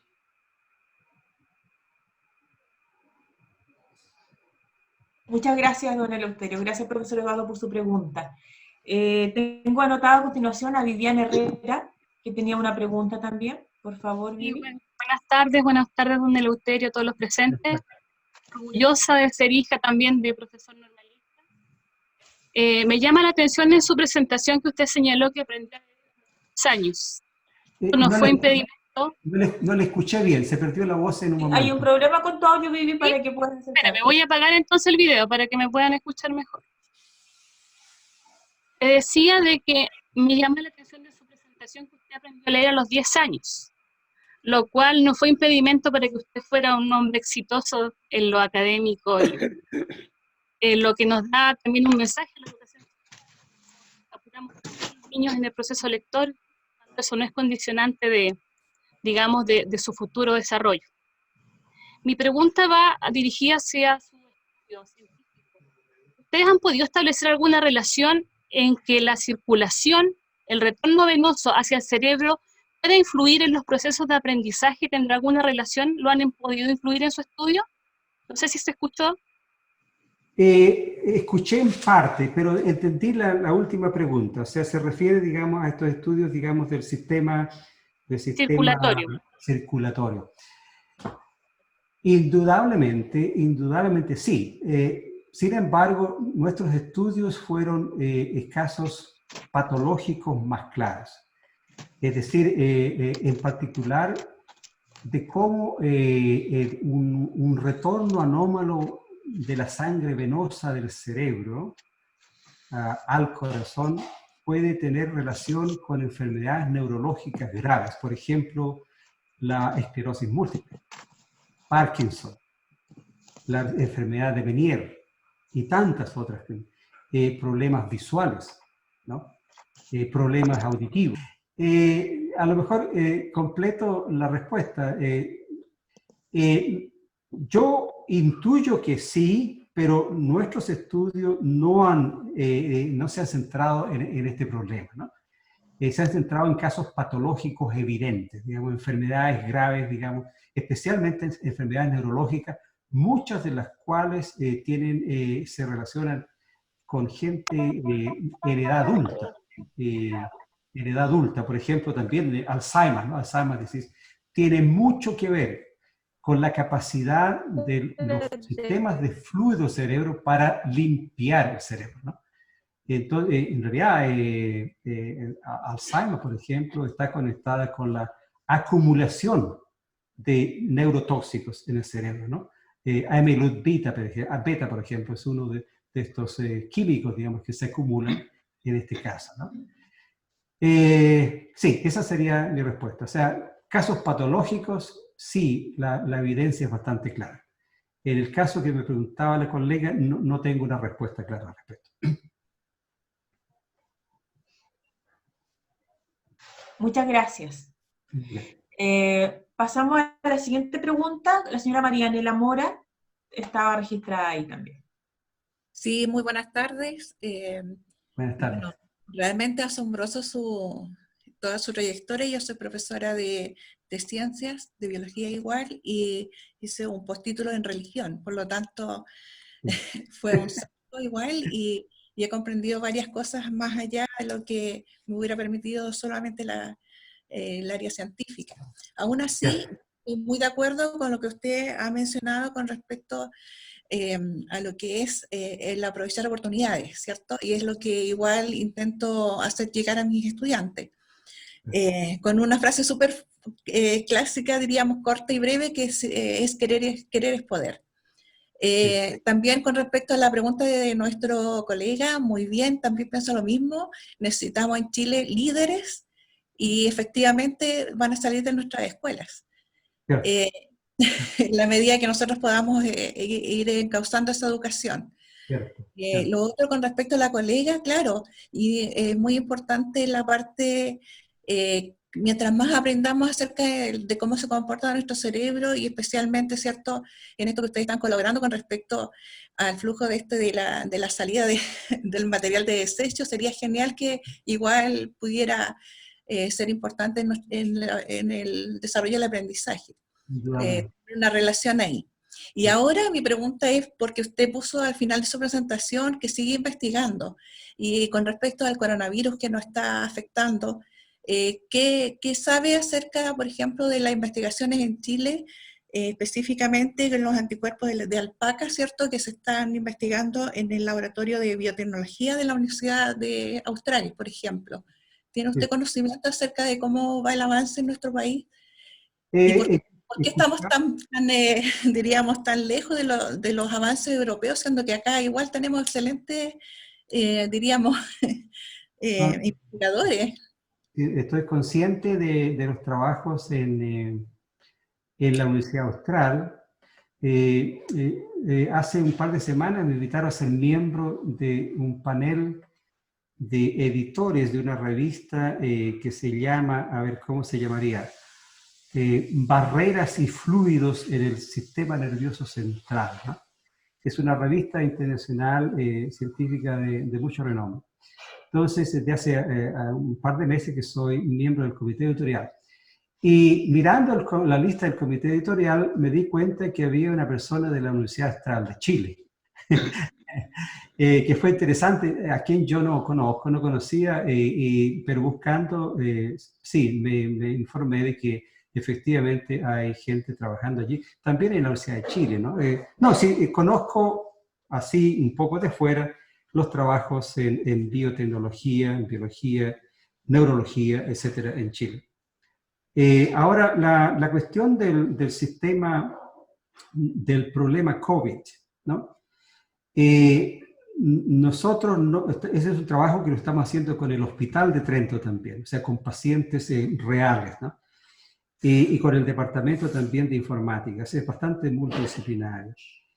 Y lo que sí el COVID nos ha dicho, según mi interpretación, es que es un fenómeno sistémico, en el sentido que es todo el cuerpo el que se ve afectado, no es solo el sistema respiratorio, como se enfatizó mucho al inicio de esto, ¿no? Sino que comprende la mayor parte de los órganos, incluido el cerebro. O sea, las consecuencias neurológicas del COVID se están solamente ahora comenzando a entender. Yo participé en un webinar hace algunos días, justamente en este tópico, las consecuencias, digamos, neurológicas. Además, el sistema circulatorio es absolutamente central aquí. Absolutamente central. Entonces, nuestro proyecto envuelve lo que nosotros hemos hecho en los últimos 10 años, ¿no? En particular, la sangre. La sangre cambia sus propiedades físicas y reológicas, ¿no? Las cambia porque están los pequeños trombos en la sangre. Entonces, cambia la viscosidad, cambia la propiedad física, cambia la resistencia al flujo de sangre, y por lo tanto la llegada de oxígeno, ¿no?, a los tejidos del cuerpo humano se ve afectada por un sistema circulatorio anómalo. Entonces, y eso es sistémico, o sea, no es solo el cerebro, el corazón, los pulmones, el hígado, es todo el sistema. Entonces aquí el trabajo que hemos hecho en los últimos 10 años cuadra perfectamente, porque desarrollamos este modelo que tiene el potencial para explotarlo y estudiarlo. Entonces, esa es un poco la historia. Acabamos de comenzar, o sea, solamente las formalidades, porque la gente que tenemos dinero para emplear gente, estudiantes, gente joven, eso todavía se va a tomar un par de meses antes de realmente comenzar el trabajo. Muchas gracias. Gracias. Y pasamos a la última pregunta, la que tengo registrada acá, que es don Pablo Riveras, quien quiere también consultar. Gracias. Don Eleuterio, un gusto y un placer igual escucharlo. Justamente estoy muy de acuerdo con todo lo que anteriormente comentó sobre la educación, así que me sumo a sus palabras y también a lo que está viviendo Chile. Y bueno, me presento, mi nombre es Pablo Rivera, soy actor y trabajo en el colegio como asistente de educación y artista educador y monitor de talleres de teatro. Y justamente enfocado en esto y relacionado a esto precisamente, quería preguntarle para usted qué relevancia tiene la cultura y el arte en la educación más hoy en día que estamos en estos procesos de cambio, y también si usted practica alguna actividad artística, porque si bien leí y escuché que la música era en principio su pasión, ¿cierto? Si hoy en día se encuentra también practicando alguna, eso. Indudablemente, yo de artista tengo poco.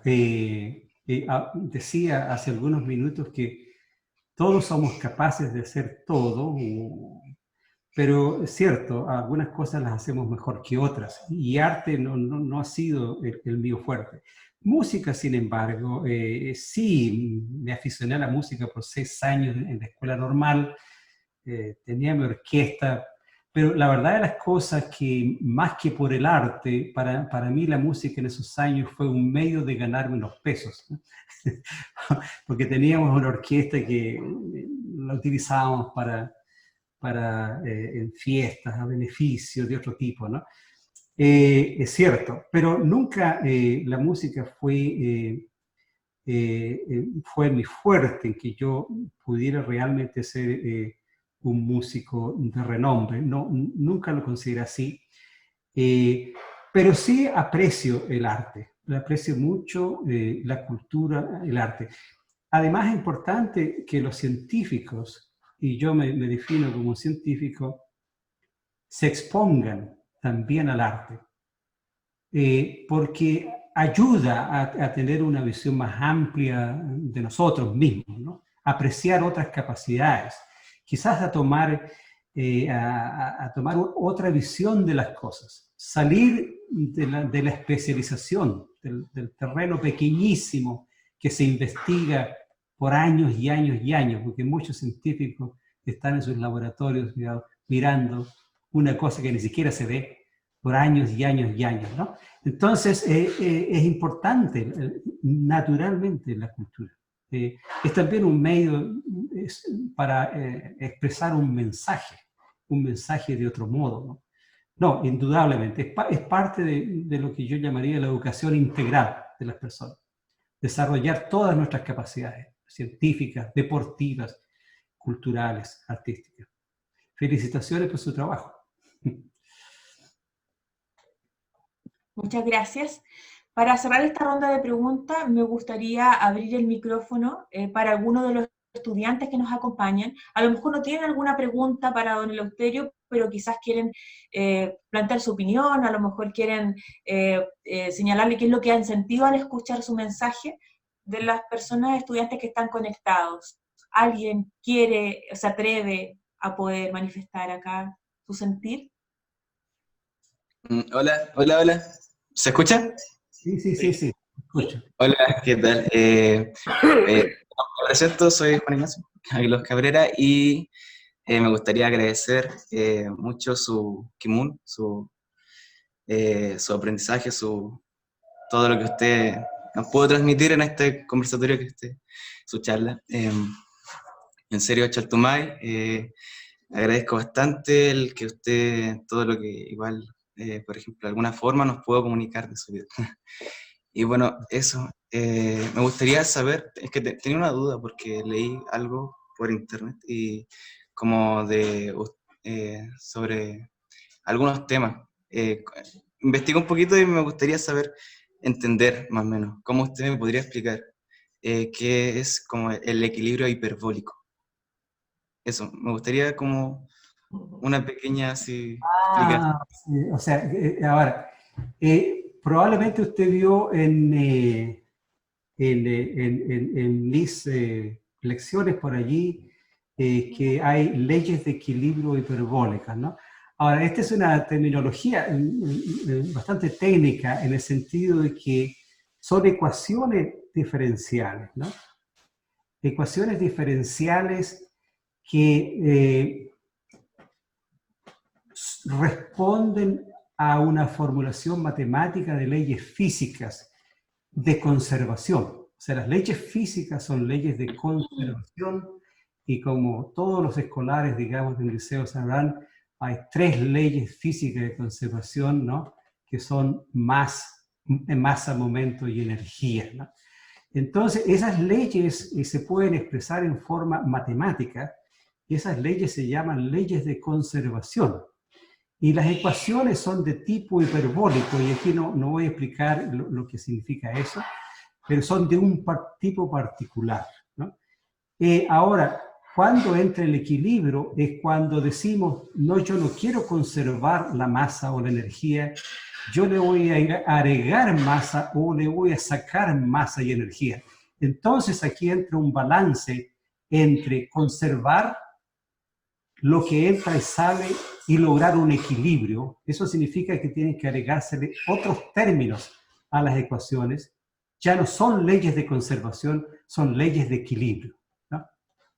Todavía hiperbólica. Entonces, creo haberle entregado una respuesta. No sé si lo confundí más. No, o sea, sí, un poquito, pero entiendo lo que va. Es cuando algo más o menos deja de ser algo y comienza a ser algo más, como por ahí. Exactamente, hay en juego otras cosas, digamos, por ejemplo, está la ley de conservación, digamos, y Ya, si la sí. turba uno, entonces significa que ya no hay más conservación, pero en un momento dado se logra un equilibrio entre conservar y agregar o sacar, ¿no? Ya, ok. O sea, igual podríamos ocupar, es que se me ocurrió una idea de que igual podríamos ocupar, se podría ocupar una ecuación así de forma como social, disculpen, sí. Social, así como cuando algo deja de, o no, cuando algo deja de ser algo, pero necesita conservarlo, o sea, porque como en la sociedad nosotros, creo, necesita siempre estar conservando lo del pasado, pero no mucho, o sea, no tanto así como que podamos incluso ser, o sea, no de hacer un cambio total, pero ya, no sé si me explico, creo que me fui un poco, pero así de que siempre necesitamos conservar algo del pasado, creo, pero Equilibrio. igual necesitamos hacer algo nuevo, una cosa así. La Claro. dinámica cambiante. Sí. Interesante la dirección filosófica que toma tu pregunta. Claro, ¿qué significaría una analogía a nivel social, conservar? Porque conservar no es bueno a nivel social desde mi punto de vista. Yo pienso que todo lo contrario, yo diría evolucionar. Es el término que yo emplearía en lo social. Entonces, si uno utilizara, digamos, la analogía matemática, podría también pensarse en leyes de equilibrio, en el sentido de que yo parto con una ley de conservación, pero luego la perturbo, yo le agrego masa o energía, ¿no? Y logro quizás un nuevo equilibrio, ¿no? Y así evoluciono. O sea, yo creo que lo social, eso podría ser un modelo para mí más satisfactorio, ¿no? O sea, no conformarse con la conservación. Esa sería mi opinión. Excelente. Interesante. Muchas gracias. Muchas gracias, eso sería. Y como dije ya, Chaltumay por su kimon, eso, toca ya. Gracias. Gracias, Juan Ignacio. Bueno, terminamos con esta ronda de preguntas. Ahora doy paso a don Javier Garrido para que pueda continuar con ya la última parte de este conversatorio. Gracias, Mary, gracias a todos los que nos han seguido. Ha sido una buena conversación. Gracias a Juan Ignacio. Quiero señalarle al profesor Toro que Juan Ignacio pertenece a un proyecto que hizo la UFRO respecto de ideas innovadoras con estudiantes hace un par de años atrás, y tuvo la oportunidad de estar en Dinamarca durante un par de semanas mostrando su experimento científico que habían hecho, que era una forma, tenían ellos una idea de cómo sacar, no sé cómo decirlo, las aves que estaban en los aeropuertos. Puedo así acotando un poquito, aclararlo. Bueno, sí, como dijo don Javier, soy parte de un programa llamado Planta UFRO. Ya estamos ya a fines de año ya, entonces Ya voy a dejar pero igual algo me va a influenciar si es que voy a la UFRO, algo así.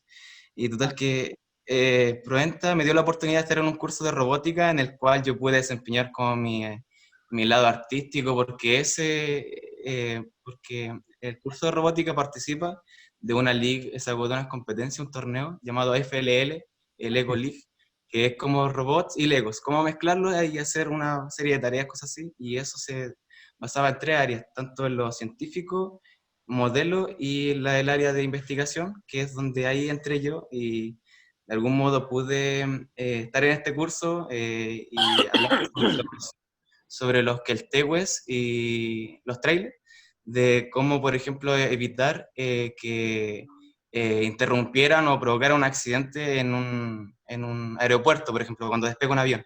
Ya, cómo poder resolver también esa como relación humano-animal, Sí. en este caso el ave.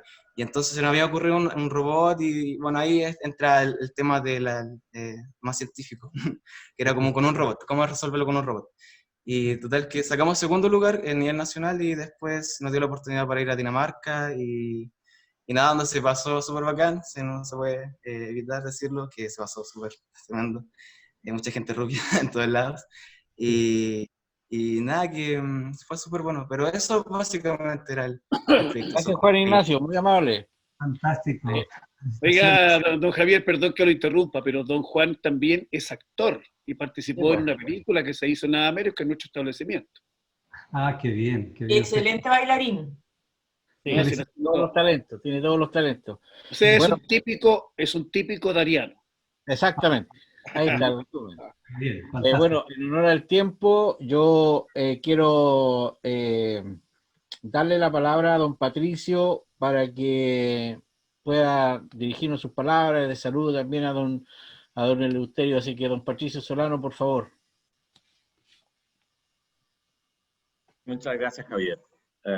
Sin duda, esta es una actividad muy inteligente generada por ustedes para celebrar estos 79 años del complejo educacional.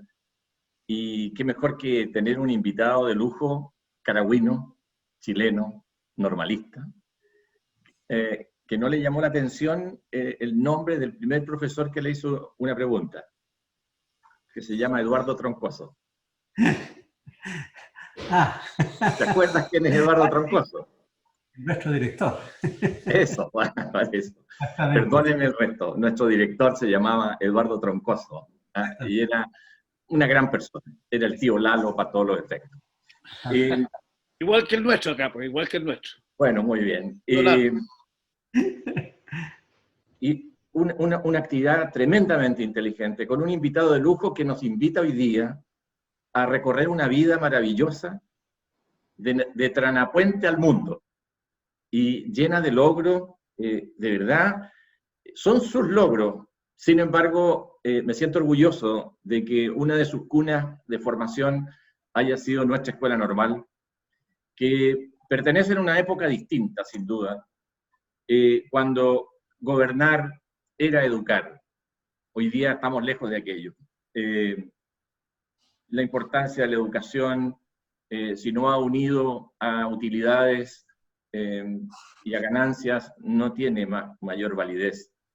No tiene la importancia que efectivamente tiene en la formación de las personas para ser mejores personas y para relacionarnos efectivamente en un mundo diferente, tecnológico. Pero no solo con las habilidades tecnológicas, sino que con valores para el siglo XXI, que es distinto. Y eso es lo que nos importa. Y eso es lo que nosotros sabemos que nos legó la escuela normal. Y lo decía muy bien Eleuterio. Decía, ahí nacen nuestras motivaciones sociales y políticas. Sí, porque la formación era muy rica y nacía en respeto, en un respeto absoluto en la opinión del otro, como legítimo otro. Esa era una situación que hoy es difícil de aceptar, porque hemos ido dejando que situaciones que no son normales nos parezcan normales. Bien, ese no es el discurso, en todo caso, en una conversación tan hermosa como la que tuvimos hoy. Qué grato ha sido estas casi 2 horas que han pasado volando. Felicitaciones al equipo directivo, al director, a los profesores, a los asistentes de la educación. Sé que está la presidenta del centro de estudiantes, la presidenta del centro de padres, apoderados, ¿sí? Del centro de apoderados. Felicitaciones también al alumno Juan Ignacio, de verdad fue muy inteligente su analogía que hizo con una conclusión que plantea el doctor Toro. De verdad, un agrado. No todos los días es agradable, ustedes lo saben, tenemos problemas graves de toda naturaleza, hoy día más encima en pandemia, pero hoy día hemos pasado 2 horas muy gratas, he tenido la oportunidad de saludarles y también de saludar en especial a Eleuterio, fantástico, es un orgullo, la Escuela Normal tiene mucha gente que ha destacado a niveles nacionales e internacionales, y qué lástima que ese proyecto nunca volvió, y ya no va a volver, porque las condicionantes y la estructura que existe hoy no da espacio para algo de esa naturaleza. De manera que seguiremos cantando nuestro himno. La Escuela Normal se cerró el año 73, es decir, hace 47 años. Pero año a año, los 26 de agosto se reúnen los alumnos de la Escuela Normal para hacer un acto conmemorativo. Y algo más, ese día está también presente la revista Los Pinos todos los años. No sé si ustedes conocen una institución que cerró hace 47 años y que se sigue celebrando como lo hacemos nosotros hasta el día de hoy. Esa es la impronta que deja una institución educacional eficiente y efectiva. Y eso se puede trasladar a lo nuestro, a lo que ustedes hacen todos los días. A tener muchos Juan Ignacio, a tener mucha gente con ganas, gente con espíritu dariano, como ustedes dicen. Eso es una fantasía y eso es efectivamente lo que queremos de la educación. O quizás, por último, si no es lo que queremos, es lo que tenemos como quimera, en lo que soñamos y en lo que pretendemos. Dios mediante esto se haga realidad, es un agrado. Así que les felicito y les quiero dar las gracias por algo. En algún minuto le pedí a través del director la posibilidad de que pudiésemos atender a los alumnos de 4º año medio. Y su respuesta fue positiva.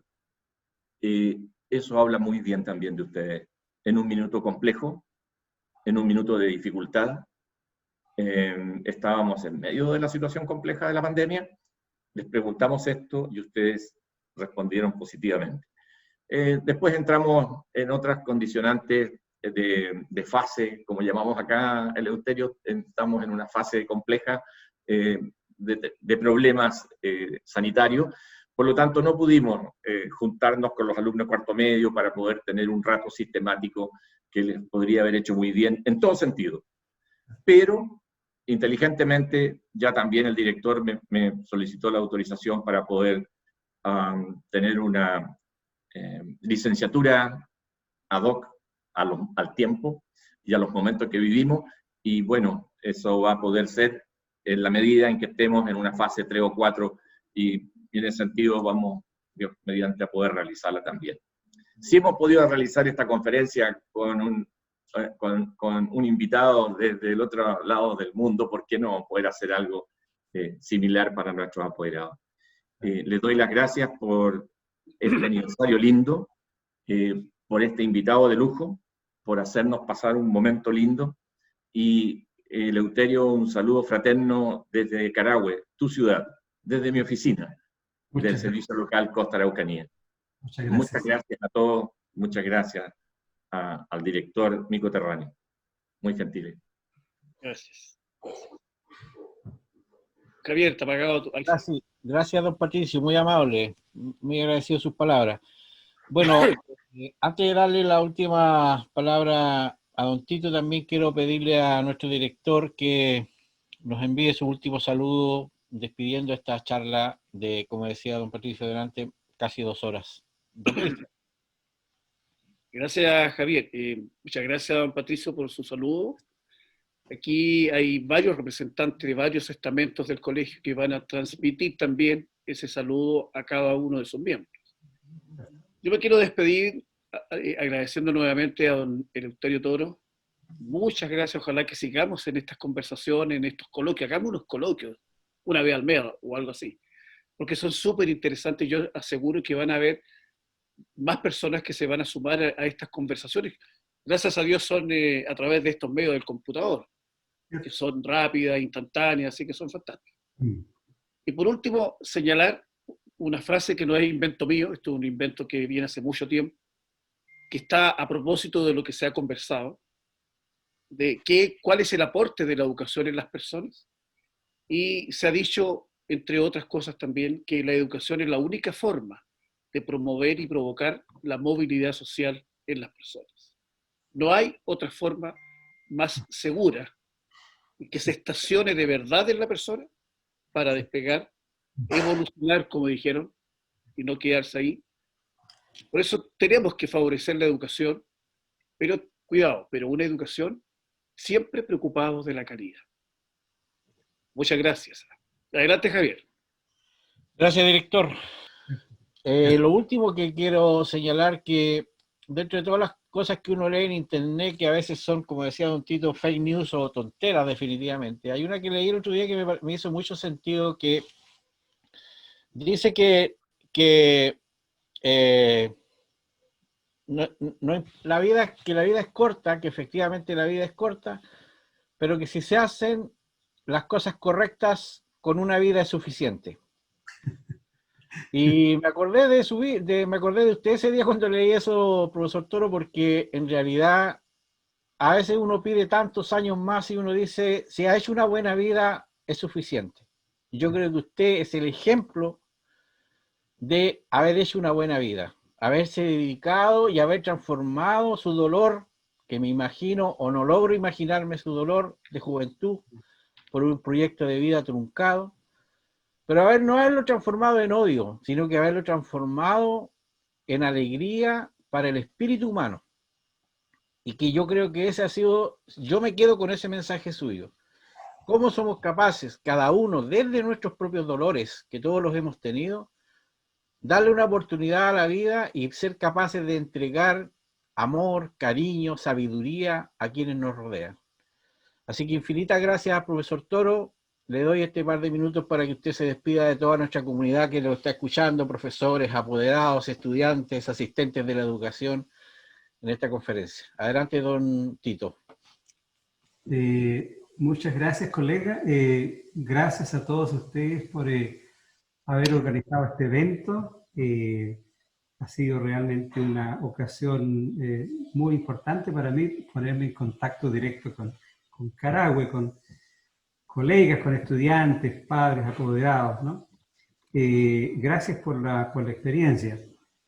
Bueno, yo me despido de ustedes diciendo que yo estoy disponible para futuras actividades que ustedes quisieran organizar y en las cuales pudieran pensar que de algún modo podría jugar algún rol positivo. No duden en contactarme, yo voy a estar siempre disponible. No es que necesariamente vaya a decir que sí siempre, porque debo evaluar si soy capaz de hacer lo que me piden, pero definitivamente son bienvenidos a contactarme, sería realmente un placer. Y no pierdo la esperanza de algún día volver a Carahue y si aún es cierto, este medio de comunicación es muy efectivo, no tenemos que viajar, tomar aviones y el resto, es aún imposible que reemplace, digamos, el contacto directo. Y como ya les decía el otro día, un pisco sour y algunas empanaditas de mariscos para acompañar el encuentro también son bienvenidas. Cuando vengas, estamos acá, lo vamos a hacer. Muy bien. Muchas gracias a ustedes. Gracias, profesor Toro, muy amable. Bueno, y finalmente desearle que tenga una buena estadía en Europa. Seguiremos contacto con usted. No será la última vez que nos contactaremos por esto y por supuesto con todo el entusiasmo posible lo recibiremos cuando ande por nuestras tierras en algún momento. Yo creo que más temprano que tarde será esa oportunidad de abrazarnos y de conversar personalmente. Así que agradecido a don Patricio, agradecido a don Cristian, nuestro director, a la profesora Mary que me acompañó en esta ocasión, a todos los profesores que están preocupados diariamente de las actividades con los estudiantes, a los propios estudiantes, a los apoderados, a los asistentes de la educación, que esta ha sido la guinda de la torta de nuestro aniversario número 79. Tener el honor de compartir con don Eleuterio Toro Muñoz, el doctor Toro Muñoz, un ex integrante del grupo Darío Salas y por supuesto caragüino de tomo y lomo. Muchas gracias a todos y a todas. Nos veremos en una próxima oportunidad. Muy amable, profesor Toro. Hasta luego. Gracias. Muchas gracias. Chao, Patricio. Adiós. Muchas gracias. Chao, muchas gracias. Chao, Sí. Miriam. Chao, Miriam. Gracias, Miriam. Chao, chao. Gracias, Miriam. Está muy bien, gracias. Gracias. Chao, Patricio.